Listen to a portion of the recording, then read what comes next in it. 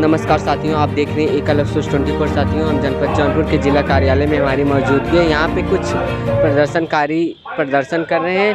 आप देख सकते हैं जो इनका प्रदर्शन का मुद्दा है बेरोज़गारी है और ऑल इंडिया यूथ फाउंडेशन ऐसी तमाम चीज़ों को लेके ये लोग उनसे कार्य कर रहे हैं।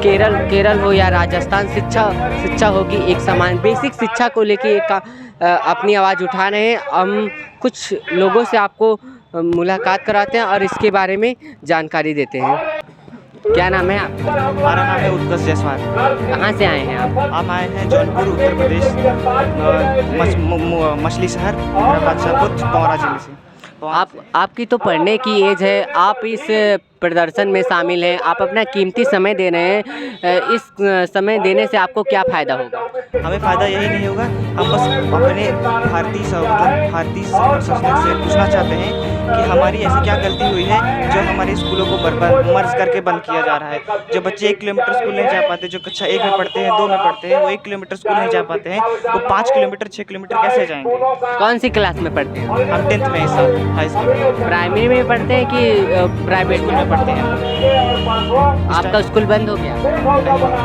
अभी नहीं बंद हुआ है, लेकिन जिस हिसाब से चल रहा है हमारे उत्तर प्रदेश में जौनपुर जिले में 48 स्कूल बंद करने की घोषणा हो गई है। अब बताइए, अगर 48 स्कूल बंद हो गए तो 48 स्कूल में अगर एक स्कूल में अगर 50 बच्चे भी होंगे तो कितने बच्चे पढ़ने से वंचित रह जाएंगे? यही बात मैं अपने भारतीय प्रशासन से पूछना चाहता हूँ, माननीय मुख्यमंत्री से, माननीय मुख्यमंत्री जी से, माननीय हमारे प्रधानमंत्री जी से, मिस्टर नरेंद्र मोदी जी से, कि आप हमारे स्कूलों को क्यों बंद कर रहे हैं? क्या गलती हुई है हमारे छोटे छोटे बच्चों से? हमसे गलती क्या हुई है जो आप हमारे स्कूलों को बंद करना चाहते हैं? अगर ऐसा करेंगे तो हम पढ़ाई से वंचित रह जाएंगे। अगर हमारा देश तो वह कैसे बढ़ेगा? हमारा देश कैसे सशक्त प्रशासनिक सेवा बनेगा?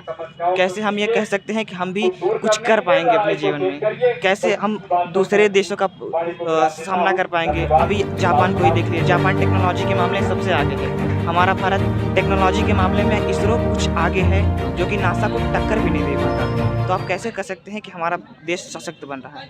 अभी आपने देखा इसरो ने ही चंद्रयान 2 चंद्रयान 3 लॉन्च किया और आप कह रहे हैं कि हमारा देश किसी भी देश से कॉम्प्रोमाइज़ नहीं हो रहा। धीरे धीरे करेगा ये, क्योंकि भारत एक विकासशील देश है, विकसित तो है नहीं। विकसित नहीं है, लेकिन मैं ये पूछना चाहता हूँ, जब यही चीज़ हो रही है, हम ही आगे चल के वो इसरो में ज्वाइन होके हम ही चंद्रयान 3 लॉन्च कर रहे हैं, तो अगर शिक्षा को ही बंद कर दिया जाएगा तो आगे चल के कौन साइंटिस्ट बनेगा? कौन बनना चाहेगा साइंटिस्ट? सब कहेंगे कि पढ़ाई लिखाई करके कुछ फ़ायदा ही नहीं हो रहा है हमारा। ज़्यादातर देखता हूँ जो बच्चे हैं गांव में आप गांव से आते हैं कि गांव के बच्चे पढ़ना नहीं चाहते। स्कूल मैंने कई स्कूल कवर किया, कई जगह जाके देखा, हम लोगों ने देखा बच्चे पढ़ना नहीं चाहते। उनके पेरेंट्स उन्हें स्कूल भेजना नहीं चाहते। एडमिशन तो हो जाता है लेकिन उनका नाम रजिस्टर में चलता रहता है, लेकिन वो स्कूल नहीं जाते। इसमें आपका क्या कहना है? मेरा यही कहना है कि ये भी हम लोग की गलती है, हम लोग भी कुछ गलतियाँ करते हैं, लेकिन अगर सरकार इसी पे कुछ नियम लागू करे कि बच्चों को 70% जो अभी लिया गया था कि 70% प्रेजेंटी अच्छी रहेगी तो ही बच्चे को अगली क्लास में भेजा जाएगा। इससे तब अभिभावक भी जागरूक होंगे, अपने बच्चों को भेजेंगे ताकि वो भी स्कूल जाएँ, तभी जाके वो अगली क्लास में एंटर कर पाएंगे, जिससे ये भी पता चल पाएगा कि कितने बच्चे पढ़ना चाहते हैं, कितने बच्चे नहीं पढ़ना चाहते। और किसानों के मुद्दा है, किसान हमारे खेती करते हैं, साल भर खेती करके भी वो इतना नहीं, मतलब हमारी गवर्नमेंट उनके अनाजों पर इतना रेट लगा देती है कि 22 रुपये से ज़्यादा नहीं बिका जाएगा। किसान मेहनत करता है, 50 किलो की बोरी 45 किलो की हो गई है और पैसा वही बराबर है। किसान वही खाद लेता है, वही पैसा लगाता है, लेकिन उर्वरक भी उसको अच्छी खासी मिल जाती है। लेकिन जब खेती होती है, अच्छी खेती नहीं होती भी है, कैसे भी चल जाता है उसका। अब वो जब बेचना चाहता है तो सरकार उस पर कुछ कम रेट लगा के कैसे किसान अपना जीवन यापन कर पाएगा उस रेट पर? आप 22 रुपये किलो अगर लगाएंगे गेहूँ पे, तो अगर वो 30 रुपये में बेचना चाहता है, उसका जीवन यापन कैसे हो पाएगा? गवर्नमेंट लगातार किसानों की सुविधा देती है, जैसे कि उसे सोलर पैनल से जोड़ रही है और बिजली की सुविधा दे रही है, फिर भी आप कह रहे हैं कि गवर्नमेंट कुछ नहीं कर रही है। मुद्दा तो फिर से यही आ जाता है ना कि लोगों को जागरूक ही नहीं किया जा रहा है कि उनके पास ऐसी सुविधाएं हैं। क्या गवर्नमेंट आके जागरूक करेगी? जब शिक्षा ही नहीं रहेगा लोगों के पास, जब वो शिक्षा ही बंद कर रहे हैं तो कैसे जागरूक होगा कोई? अभी बंद तो नहीं हुआ। अब बंद तो नहीं हो रहा है ना, लेकिन जब शिक्षा ही नहीं रहेगी तो जागरूक कैसे हो पाएगा? क्या नाम है आपका? जी, आप भी इस कार्यक्रम में शामिल हैं। मैंने अभी देखा आप बोल रहे थे, तो क्या मुद्दा है? मुद्दे ये है कि सरकारी स्कूलों को जो बंद कर रहे हैं उन्हें बंद ना किया जाए। परीक्षाएं जो इतनी दूर सेंटर भेजे जा रहे हैं इसको ना भेजे इतनी दूर, नज़दीकी ही सेंटर को बनाया जाए। और यही तमाम मुद्दे हमारे हैं।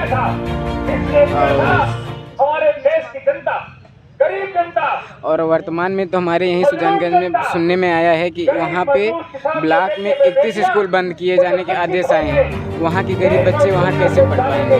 मुझे सरकार से ये मुद्दा है कि जो स्कूल बंद करे जा रहे हैं वो बंद क्यों किए जा रहे हैं? अच्छे टीचर को चुन के भेजेंगे तो बच्चे क्यों नहीं पढ़ेंगे?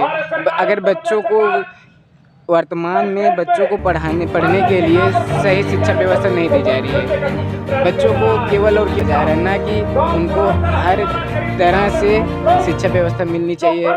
खेल कूद के लिए भी पर्याप्त व्यवस्था होनी चाहिए। बच्चे क्यों नहीं जाएंगे स्कूल? खेल की व्यवस्था अलग होनी चाहिए, पढ़ने की व्यवस्था अलग होनी चाहिए, टेक्नोलॉजी की व्यवस्था भी देनी चाहिए। अगर ये सरकार देगी तो बच्चे क्यों नहीं जाएगा स्कूल? स्कीम थी वो इतनी टेक्नोलॉजी में नहीं थी, वर्तमान में इतनी टेक्नोलॉजी बन गई है। अगर आप उसका उपयोग नहीं कर रहे हैं तो आप क्या करेंगे? यही मुद्दा आ जाता है ना कि कंप्यूटर क्लासेस नहीं हो रही हमारे पास। कंप्यूटर क्लासेस स्कूल में सिर्फ पढ़ाई ही ना, हमें खेल कूद के लिए भी जागरूक किया जाए, स्किल्स सिखाई जाए। हम कैसे पैसे बना सकते हैं, हम कैसे अपनी बातों को सामने रख सकते हैं, हम गवर्नमेंट को कैसे अपनी बातें कह सकते हैं, गवर्नमेंट कैसे हमारी बातें सुनेगी, जिससे हम गवर्नमेंट से सीधा कांटेक्ट कर पाएँ, गवर्नमेंट हमारी बातें सुने। ये भी एक मुद्दा होना चाहिए ना। गवर्नमेंट को ये भी जागरूक करना चाहिए, बच्चों को ये भी सब सिखाना चाहिए। यही नहीं कि बस पढ़ते रहो, पढ़ के क्या कर लेंगे? जब तक हमें किसी से बोलना ही नहीं आएगा, जब किसी से अपनी बात रख नहीं पाएंगे तो हम कैसे कुछ कह सकते हैं कि हम एक जागरूक और संपन्न देश में रह रहे हैं? हम कैसे एक भारतीय नागरिक कहलाएंगे? साथियों, आपने देखा जो युवा थे वो उन्होंने कहा कि जो सरकारी स्कूल है उसमें तमाम प्रकार के लैब बनाना चाहिए और मैं कंप्यूटर से जोड़ना चाहिए इससे और स्किल से जोड़ना चाहिए। जब बच्चे स्किल करेंगे तब जाके उन्हें कहीं अच्छी खासी जॉब मिलेगा और तमाम प्रकार की सुख सुविधा मिलेगा। मिलते हैं किसी और वीडियो के लिए, तब तक के लिए बने रहिए। Reporting by Amit Rajawat.